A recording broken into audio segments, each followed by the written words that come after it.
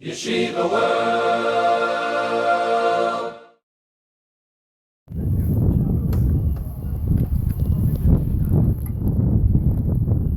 Rabbi Masech Washem Kelam Bechach Sis Mal Horret. Der Film ist